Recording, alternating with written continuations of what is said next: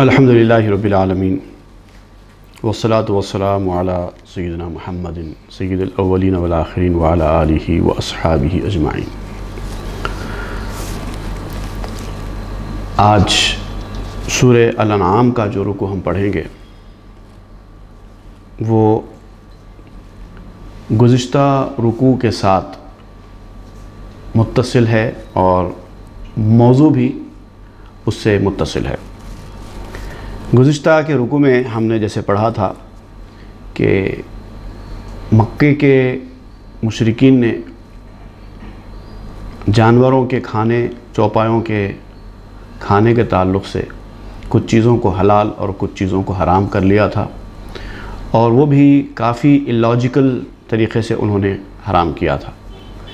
گزشتہ کے رکوع میں ہم نے تفصیل سے پڑھا، اور ان کے اس حرام کرنے میں کوئی عقل مندی دکھائی نہیں دیتی تھی۔ تو اللہ تعالیٰ نے ان کے اس حلال حرام کرنے کے اس اقدام کو غلط قرار دیتے ہوئے یہ فرمایا کہ اس طرح سے حلال حرام کرنا اللہ کا کام ہے، اور بندے اس طرح سے حلال حرام نہیں کر سکتے۔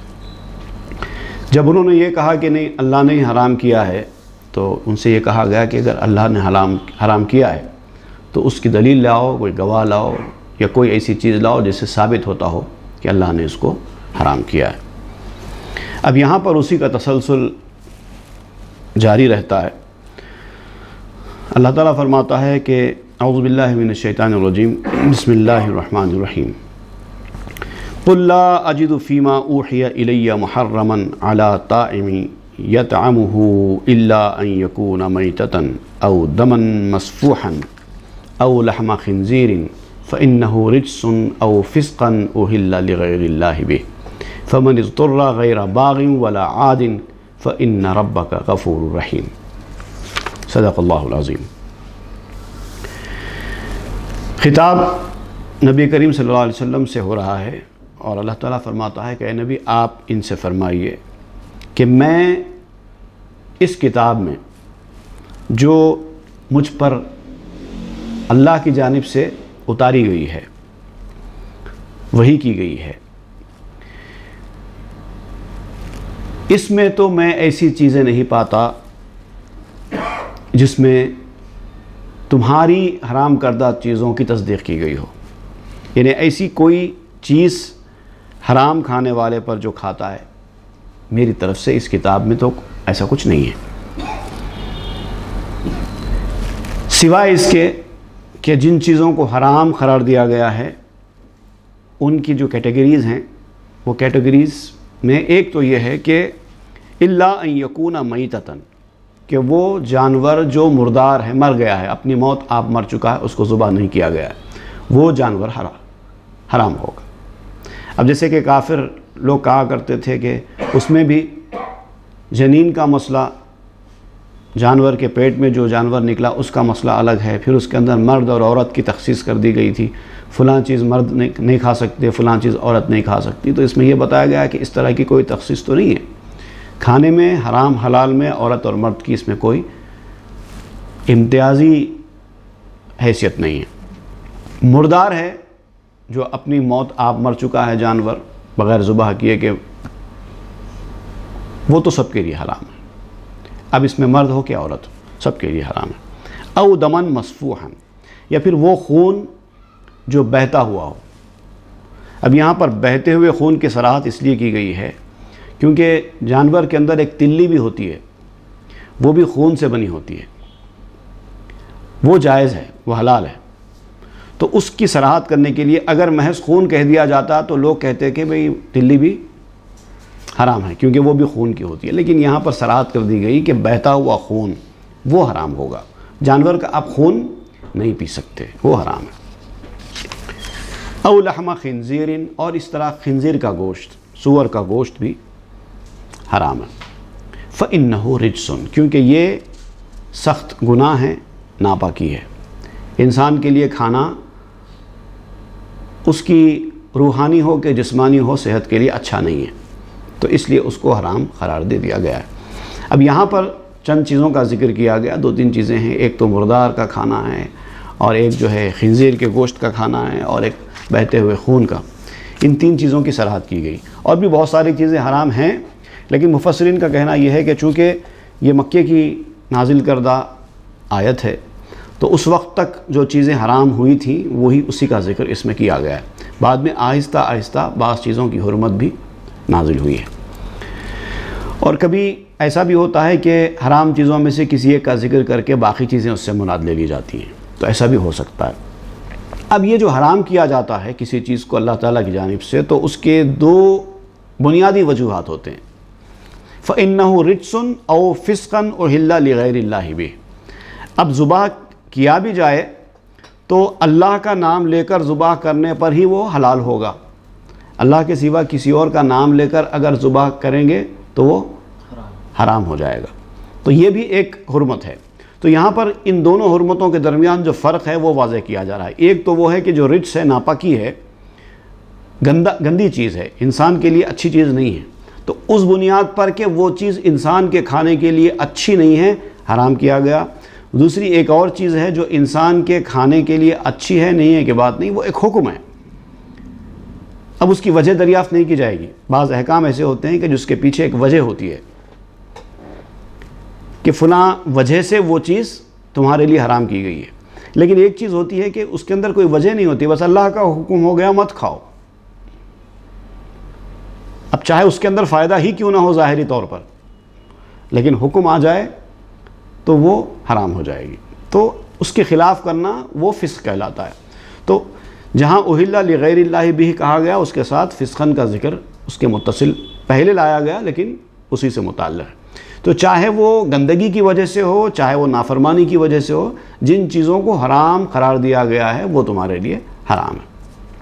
فمن اضطر غیر باغ ولا عاد فإن ربک غفور رحیم. اور اگر پھر ایسی صورتحال تمہارے ساتھ پیش آ جائے کہ تم لاچار ہو جاؤ، مجبور ہو جاؤ، جیسے کہ جان پر بن آ جائے اور کھانے کے لیے حرام کے سوا تمہارے پاس کچھ نہ ہو، تو ایسی صورت میں اپنی جان بچانے کے لیے کھانے کی اجازت دی گئی ہے. لیکن اس میں بھی ایک شرط یہ لگائی گئی ہے. ایک کیا 2 شرطیں ہیں. غیر باغ ولا عاد. پہلی شرط یہ ہے کہ وہ کھانا محض تمہاری مجبوری کے تحت ہو، تمہاری اپنی خواہش کا دخل اس میں نہ ہو. تم کھائیں گے بھی تو بادل ناخواستہ، ناپسندیدگی کے ساتھ کھائیں گے، اپنی خوشی سے، اپنی آرزو سے، اس خواہش کے ساتھ نہیں کھائیں گے. دوسری چیز یہ ہے کہ ولا عادن، اس سے زیادہ نہیں کھائیں گے جتنا جان بچانے کے لیے ضروری ہے. جب آپ جان بچانے کے لیے حرام چیز کھا رہے ہیں تو اتنا ہی کھائیں گے جتنا آپ کی جان بچنے کے لیے ضروری ہے.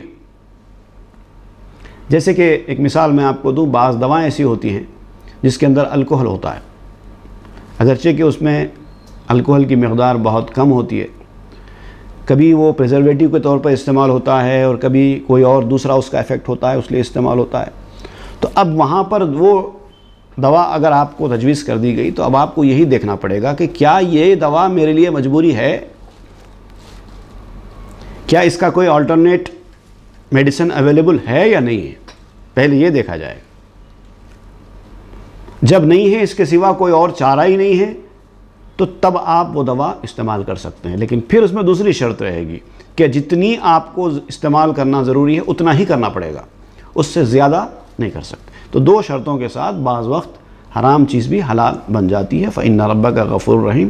تو بے شک اللہ تعالیٰ آپ کا بہت بخشنے والا بھی ہے اور رحم فرمانے والا بھی ہے. ایسی صورتوں میں وہ آپ کی اس مجبوری کے لحاظ کرتے ہوئے آپ کو معاف بھی کر دے گا، رحم بھی کرے گا.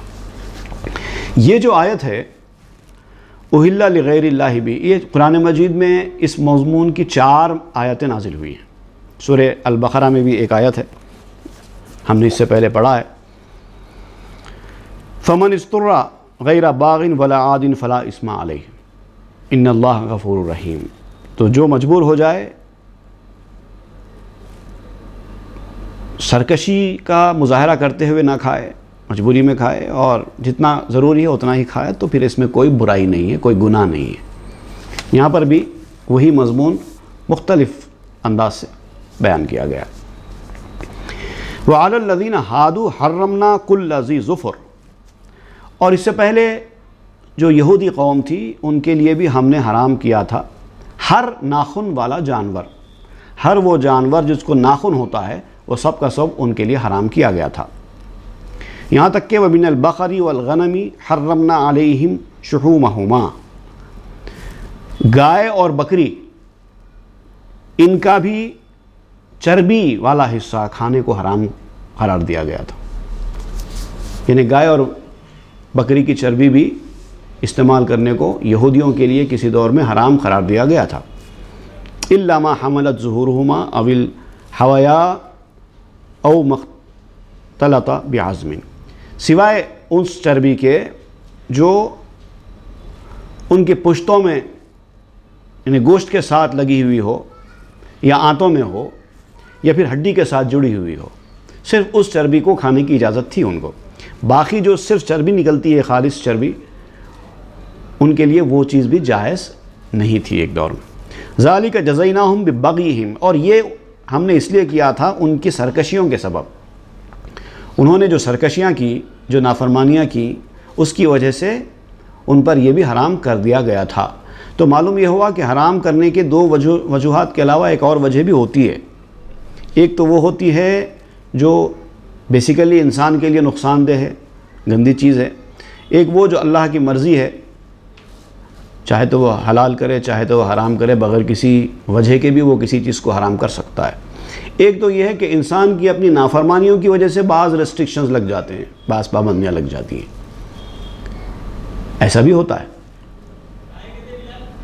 آپ نے ایک کام نہیں کیا، سرکشی کا مظاہرہ کیا تو 2 پر پابندی لگ گئی، 2 نہیں کیے تو 3 پر پابندی لگ گئی، ایسا بھی ہوتا ہے۔ تو یہ جو یہودیوں کے ساتھ یہ کیا گیا تھا یہ ان کی سرکشی کی وجہ سے کیا گیا تھا، مگر اب یہ چربی حلال جانوروں کی چربی بھی اب امت کے لیے حلال ہے۔ وَإِنَّا لَصَادِقُونَ، اور یقیناً ہم سچے ہیں، اللہ تعالیٰ فرما رہا ہے یقیناً ہم سچے ہیں۔ فَإِن كَذَّبُوكَ فَقُلْ رَبُّكُمْ ذُو رَحْمَةٍ وَاسِعَةٍ، پھر اگر آپ کے یہ ساری دلیلیں دینے کے باوجود، وہی سنانے کے باوجود بھی اگر وہ جھٹلائیں، آپ کی ان باتوں کو نہ مانیں اور اپنی بات پر اڑے رہیں، اپنی ضد پر اڑے رہیں اور یہی طریقہ کار اختیار رکھیں حلال حرام کا، تو پھر فقر ربکم ذو رحمت واسعہ، تو آپ ان کو فرمائیے کہ تمہارا پروردگار کشادہ رحمت والا ہے۔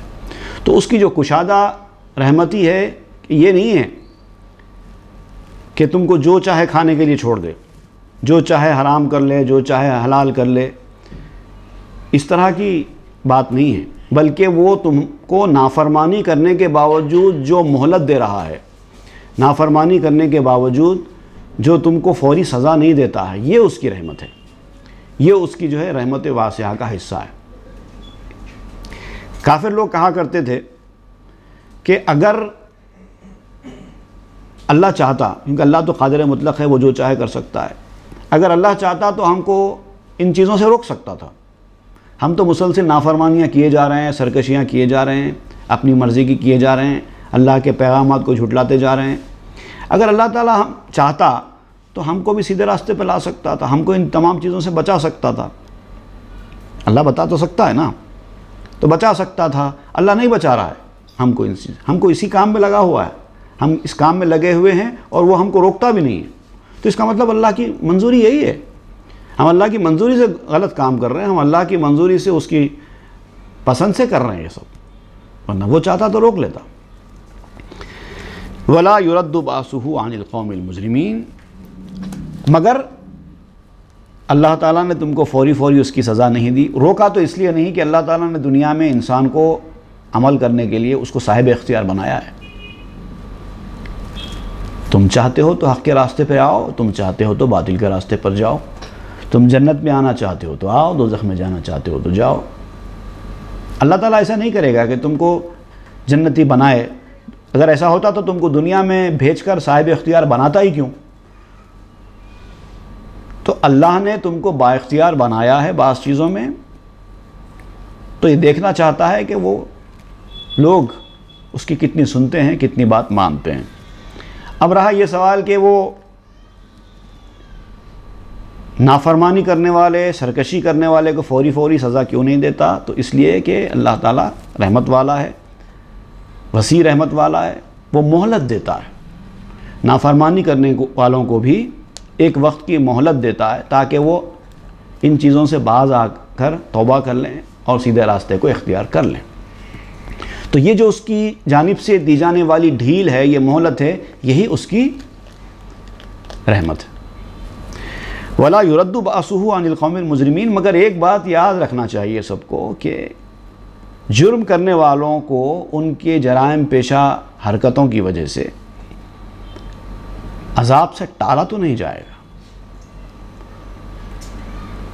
عذاب میں مہلت دی جائے گی، سزا میں مہلت دی جائے گی، لیکن سزا تو بہرحال ہونے والی ہے۔ اب یہ مہلت جب ختم ہوگی تب سزا ان کو آگے پکڑے گی۔ سَيَقُولُ الَّذِينَ أَشْرَكُوا لَوْ شَاءَ اللَّهُ مَا أَشْرَكْنَا وَلَا آبَاؤُنَا وَلَا حَرَّمْنَا مِن شَيْءٍ۔ اب دیکھیے وہ بات یہاں بیان کی جا رہی ہے کہ جن لوگوں نے شرک کیا ہے، اب وہ کہیں گے آپ سے، اے نبی، اب یہ لوگ یہ بات کہنے والے ہیں آپ کے سامنے، پہلے کا پہلے اطلاع دی جا رہی ہے کہ اب جب آپ یہ بات بولیں گے تو یہ لوگ ایسا کہیں گے، لَوْ شَاءَ اللَّهُ مَا أَشْرَكْنَا، اگر اللہ تعالیٰ چاہتا تو ہم شرک نہیں کرتے تھے، ولا آباؤنا، اور نہ ہمارے باپ دادا اس سے پہلے شرک میں مبتلا ہوتے تھے۔ اب ہمارے آبا و اجداد نے بھی شرک کیا، ہم بھی شرک کر رہے ہیں، تو اس کا مطلب اللہ کو یہ منظور ہے کہ ہمارا شرک کرنا اللہ کو منظور ہے، اس لیے ہم کر رہے ہیں۔ ولا حرمنا من شیء، اور ہم بھی کسی چیز کو اپنی مرضی سے حرام نہیں کرتے تھے، اللہ نہ چاہتا تو اللہ تعالیٰ چاہتا ہے، اسی لیے تو ہم کو اتنی مہلت دے رہا ہے۔ كَذَلِكَ كَذَّبَ الَّذِينَ مِن قَبْلِهِمْ، تو فرمایا جا رہا ہے کہ یہ لوگ جو ایسا کہیں گے اس لیے کہ ان کے بڑے لوگ کسی دور میں نبیوں کے ساتھ ایسے ہی معاملہ کرتے رہے ہیں، اس سے پہلے بھی یہ لوگ اس طرح سے جھٹلاتے رہے ہیں۔ حَتَّى ذَاقُوا بَأْسَنَا، اس وقت تک انہوں نے اپنی سرکشی نہیں چھوڑی جب تک کہ ہمارے عذاب کو چکھا نہیں۔ قُلْ هَلْ عِنْدَكُمْ مِنْ عِلْمٍ فَتُخْرِجُوهُ لَنَا، تو آپ ان سے کہیے کہ کیا تمہارے پاس کوئی علم ہے اس بارے میں؟ تو ہے تو لاؤ ہمارے سامنے، نکالو۔ إِن تَتَّبِعُونَ إِلَّا الظَّنَّ، مگر ان کا معاملہ تو کیا ہے کہ یہ خالی اپنے ظن کی پیروی کر رہے ہیں، ایک گمان ہے ان کا، انہوں نے گھڑ لیا ہے دماغ میں، بس اس کے مطابق چل رہے ہیں۔ وَإِنْ أَنْتُمْ إِلَّا تَخْرُصُونَ، اور تم تو کیا ہو اے کافرو، سوائے اس کے کہ بس اٹکلیں مارتے ہو۔ یہ ساری تمہاری جو استدلالات کی کیفیت ہے، یہ تمہاری بحث مباحثے ہیں، یہ جھٹلانے کے جو طریقے ہیں، یہ مختلف قسم کے عجیب و غریب قسم کے سرکشی پر مبنی سوالات ہیں، اعتراضات ہیں، یہ سب کے سب تمہارے اٹکل پر مبنی ہیں۔ کوئی دلیل، کوئی ثبوت اس کی مدد کے لیے تمہارے پاس موجود نہیں ہے۔ قُلْ فَلِلَّهِ الْحُجَّةُ الْبَالِغَةُ، آپ فرمائیے کہ اللہ کے لیے ہی ہے کامل دلیل۔ اللہ تعالیٰ تمہیں حق قبول کرنے کے لیے مجبور نہیں کرتا، بلکہ وہ حجت اور دلیل تمہارے لیے بھیج کر تم کو دعوت دیتا ہے کہ تم حق اور صداقت کو قبول کرو، اور پھر اس نے تم کو اختیار دیا ہے کہ تم اپنی مرضی سے چاہے تو حق قبول کرو، چاہے تو باطل کے راستے پر جاؤ، لیکن دلیل اللہ کے پاس سے ہی پیش کی جا سکتی ہے۔ فَلَوْ شَاءَ لَهَدَاكُمْ أَجْمَعِينَ، اور یہ بات بالکل سچ ہے کہ اگر اللہ چاہے تو تم سب کو ہدایت دے دیتا، اس میں کوئی شک نہیں ہے۔ تم یہ جو کہہ رہے ہو کہ اللہ چاہے تو ہم سب کو ہدایت، برابر اللہ تعالیٰ چاہے تو تم سب کو ہدایت دے سکتا ہے، لیکن اس کی حکمت کا تقاضا ہے کہ اس نے اس مسئلے کو تمہارے اختیار میں دیا ہے، چاہے تو تم حق کا راستہ قبول کرو، چاہے تو نہ کرو۔ قُلْ هَلُمَّ شُهَدَاءَكُمُ الَّذِينَ يَشْهَدُونَ أَنَّ اللَّهَ حَرَّمَ هَذَا، اے نبی اب آپ ان سے پوچھئے کہ اللہ تعالیٰ نے اگر ان چیزوں کو حرام کیا ہے جس کو تم حرام بتاتے ہو، تو اس کا کوئی ثبوت، اس کا کوئی دلیل، اس کے کوئی گواہ کچھ تو ہوں گے تمہارے پاس، ہے تو لے کے آؤ، گواہی لا لو، گواہی دینے والے۔ فَإِن شَهِدُوا، اب ظاہر بات ہے یہ گواہی تو لا نہیں سکتے، لیکن کسی کو گواہ بنا کر پیش کریں گے تو ظاہر بات ہے کہ وہ جھوٹی گواہی ہوگی۔ اگر جب ان سے کہا جائے کہ گواہ لے کے آؤ تو یہ کسی کو بھی گھڑ کے گواہ بنا کر لا سکتے ہیں، تو اگر اس طرح سے وہ گواہ بنا کر لائیں فلا تشہد معہم، تو آپ ان کی گواہی میں ان کا ساتھ مت دیجیے، کیونکہ آپ جانتے ہیں کہ یہ جھوٹے گواہ ہوں گے۔ ولا تتبع اہواء الذین کذبوا بآیاتنا، اور آپ ان لوگوں کی بات مت سنیے جو اپنی خواہشوں کی پیروی کرتے ہوئے ہماری آیتوں کو جھٹلاتے ہیں۔ ہم تو آیتیں نشانیاں دے رہے ہیں حق کے راستے پر، اور یہ لوگ اس کو جھٹلا رہے ہیں۔ اب ان کی باتوں کو کوئی اہمیت مت دیجیے، ان کے باتوں کی کوئی پرواہ مت کیجیے۔ دراصل یہ لوگ اپنی خواہشوں کی پیروی کر رہے ہیں، ان کو جو اچھا لگتا ہے، جو مناسب لگتا ہے وہ فیصلہ دے دیتے ہیں اور منسوب کر دیتے ہیں اللہ تعالیٰ کی طرف۔ والذین لا یؤمنون بالآخرۃ وہم بربہم یعدلون، اور جو آخرت پر ایمان نہ لانے والے ہوتے ہیں وہی دوسروں کو اللہ کے برابر ٹھہراتے ہیں۔ اب ظاہر بات ہے کہ یہ جو ربوبیت کے جو اختیارات ہیں یہ ظاہر بات ہے اللہ تعالیٰ کے ہاتھ میں ہوں گے، یہ اللہ تعالیٰ نے کسی کو دیا ہے تب اس کے پاس جائیں گے۔ تمہاری اپنی مرضی سے یہ اختیارات کسی کے پاس نہیں جا سکتے نا، جس کو چاہے حلال کر دیں، جس کو چاہے حرام کر دیں، یہ کام تو اللہ کا ہے، یہ اللہ کے فرستادہ کا ہے، رسول کا ہے۔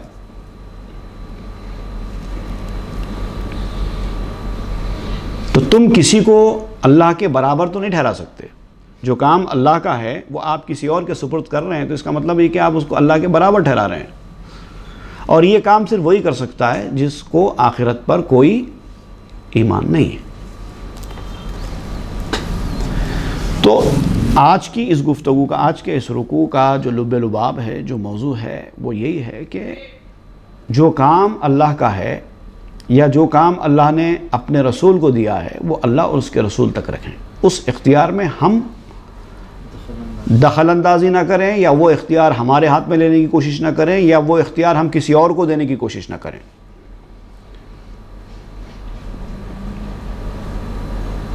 ایک معاملہ ہوتا ہے، اللہ تعالیٰ کی بعض ایسی صفات ہیں جو بندوں میں نہیں ہیں، جیسے تکبر کرنا۔